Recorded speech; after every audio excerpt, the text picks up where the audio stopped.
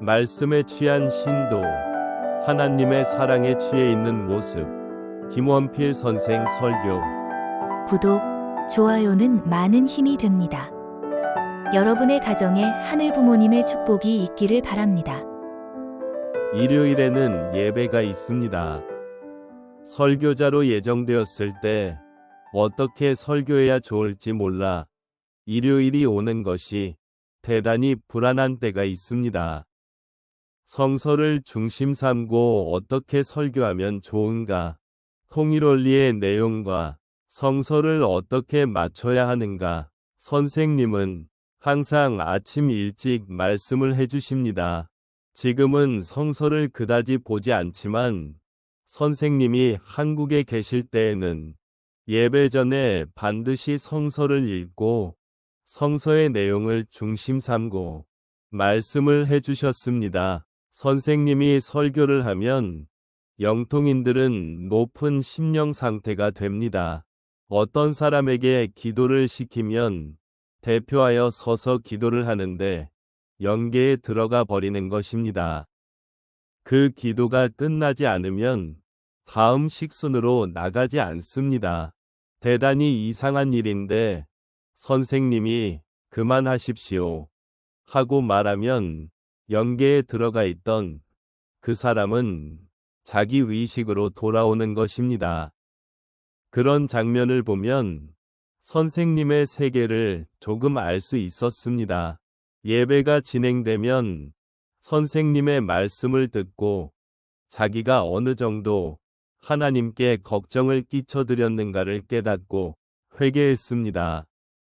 그러므로 설교 때에도 기도할 때에도 눈물을 흘리지 않은 사람은 없었습니다.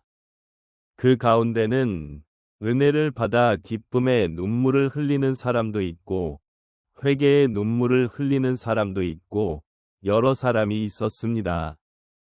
하나님의 사랑에 감사하여 눈물을 흘리는 사람도 있었습니다.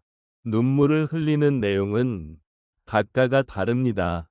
눈물을 흘리는데도 그냥 흘리는 것이 아니라 가슴을 치면서 우는 사람도 있었습니다.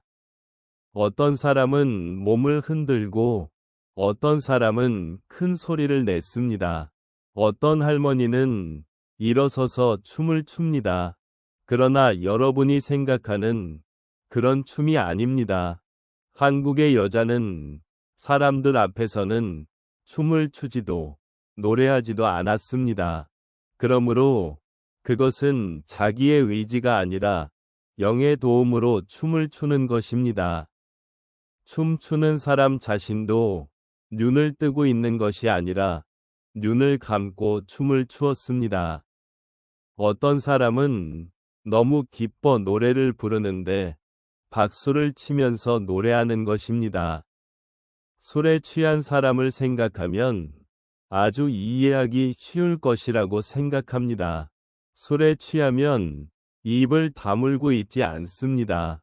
노래를 부르고 춤추며 기쁨을 발산합니다. 웃거나 울거나 자꾸 말하는 사람도 있습니다.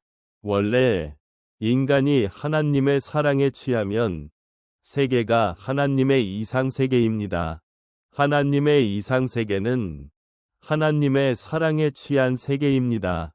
그렇게 취한 본성이 있기 때문에 하나님의 사랑에 취하지 않으면 카드놀이도 좋고 무언가에 취하려고 하는 것입니다.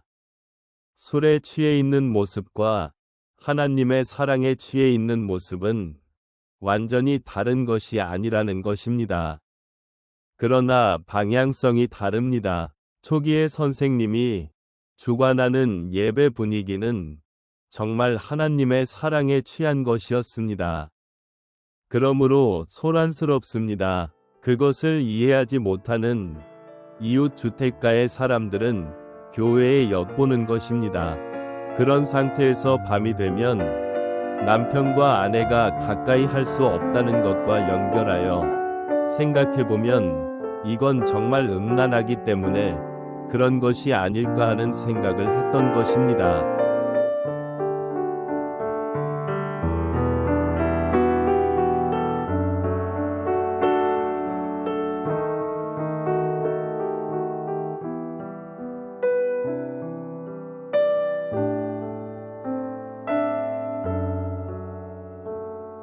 경청해 주셔서 감사합니다.